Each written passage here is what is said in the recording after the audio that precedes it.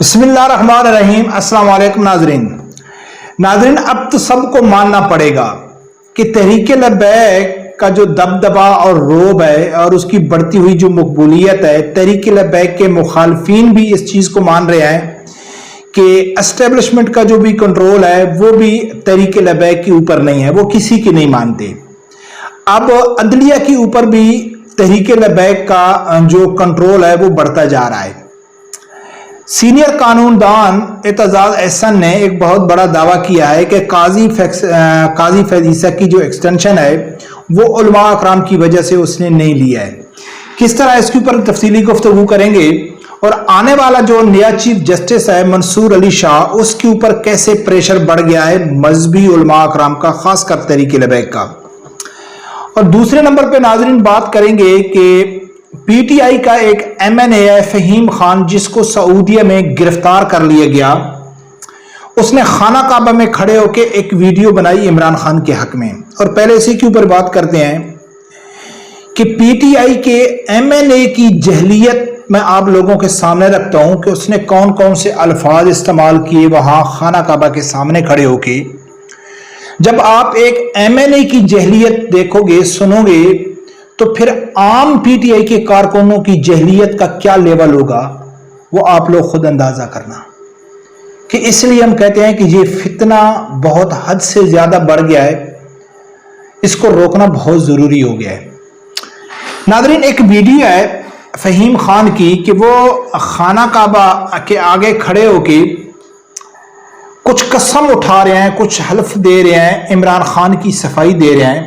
میں چاہتا ہوں کہ سب سے پہلے سنو اس کے الفاظ کے اوپر غور کرنا کہ اس کے الفاظ کیا ہیں۔ وہ بڑے معنی خیز الفاظ ہیں، الفاظوں کے اوپر غور کرنا، پھر آگے جا کے بات کرتے ہیں۔ اور حالت احرام میں ہوں میں، چونکہ پاکستان میں ایک جھوٹا پروپیگنڈا کیا جا رہا ہے عمران خان کے خلاف۔ میں یہ حلف لے کے کہتا ہوں کہ کبھی بھی عمران خان نے ہمیں یہ نہیں کہا کہ کسی بھی تنصیبات پہ حملہ کرو یا فوج کے خلاف بات کرو۔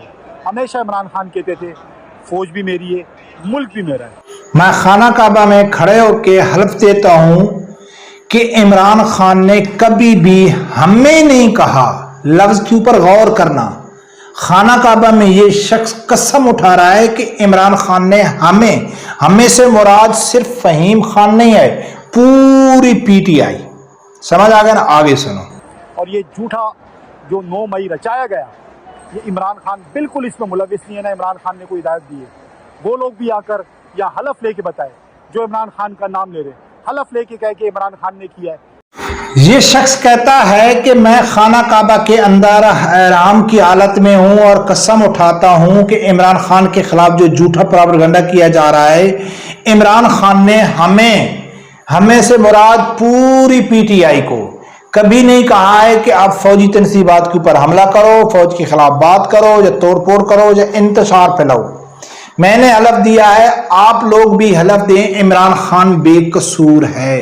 مجھے ایک واقعہ یاد آ گیا، میرا والد صاحب، اللہ تعالیٰ اس کی زندگی لمبی کرے، جن دوستوں کے والد صاحب زندہ ہیں اللہ تعالیٰ ان کی زندگی لمبی کرے، اور جو فوت ہو گئے ہیں ان کو جنت الفردوس میں جگہ عطا فرمائے۔ میرے والد صاحب ایک دفعہ، ہمارے کچھ قریبی تعلقدار تھے، وہ کسی کی صفائی کے لیے آ گئے میرے والد صاحب کے پاس کہ چلو تھانے میں چلتے ہیں، کسی کیس کے حوالے سے پیشی تھی، تفتیش تھی۔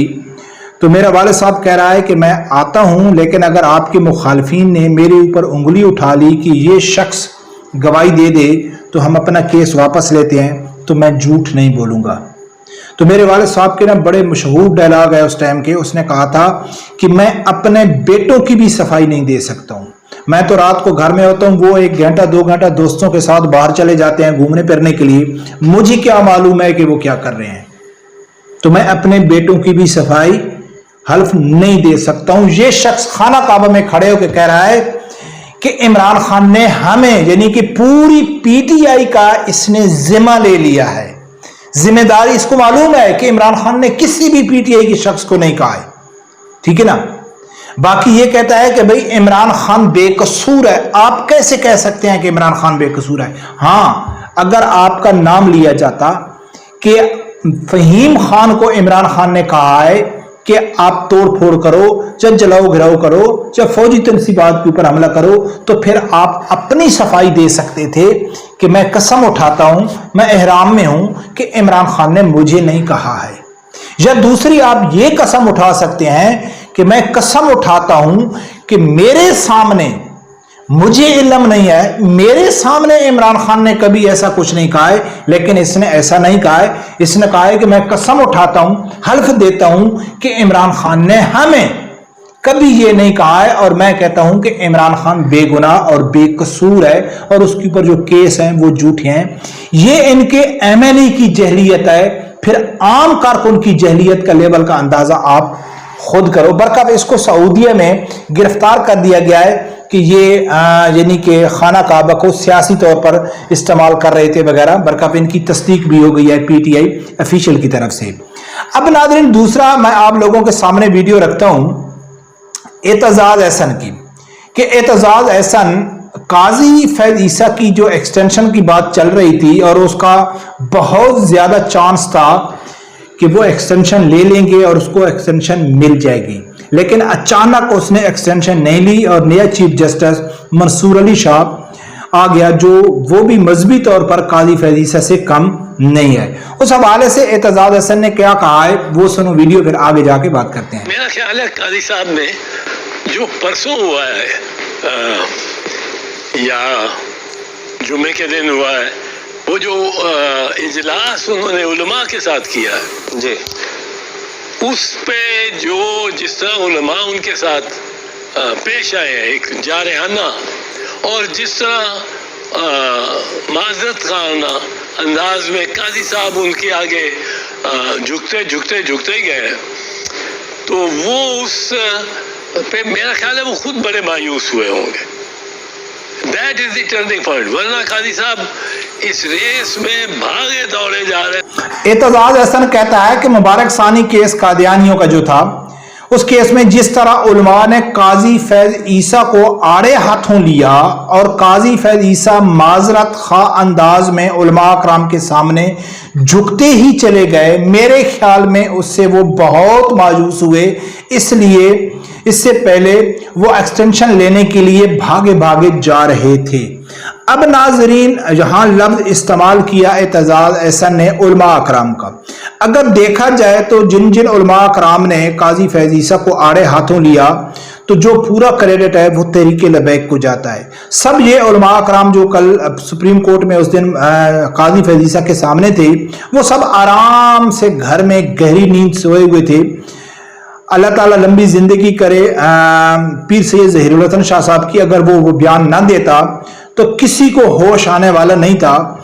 بات ہائی لیول تک پہنچ گئی، تب جا کے وہ لوگ اٹھے، اور وہ لوگوں نے بھی کہا ہے کہ بھئی ہم کو بھی اپنا کردار ادا کرنا چاہیے۔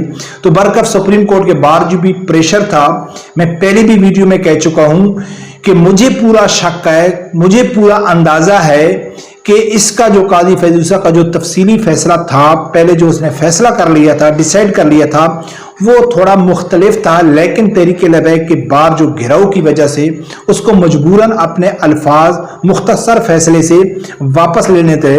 اس لیے علماء اکرام نے بھی اور حافظ سعد رضوی صاحب تحریک لبیک کی قیادت نے بھی کہا ہے کہ ہمیں تب خوشی ہوگی کہ جب قاضی فیض عیسیٰ کا تفصیلی فیصلہ آئے گا، وہ ابھی باقی ہے۔ لیکن اب جو نیاز اگر اعتزاز احسن کی یہ بات سچ ہے اور یہ حقیقت ہے، اگر فار ایگزامپل اس کی بات مان جائے، اور میں کافی حد تک سمجھتا بھی ہوں کہ قاضی فیض عیسیٰ کے اوپر بہت زیادہ تنقید ہوئی کہ اس کو آپ کا اپنا تھوکا ہوا چاٹنا پڑا، تو یہ بات حقیقت ہو سکتی ہے کہ اس نے مذہبی پریشر کی وجہ سے ایکسٹینشن نہیں لی، نہیں تو وہ لینے والے تھے، اس کے چانس بہت زیادہ تھے۔ تو اگر یہ سچ ہے تو پھر جو نیا چیف جسٹس ہے منصور علی شاہ، اس نے بھی کچھ دن پہلے ایک بیان دیا تھا اسی دفعہ میں، قاضی فیض عیسیٰ کے دفعہ میں، کہ اس کے اوپر عمل درآمد کرنا حکومت کا کام ہے، اور لازمی ہی عمل درآمد ہوگا جو سپریم کورٹ کا فیصلہ ہوتا ہے۔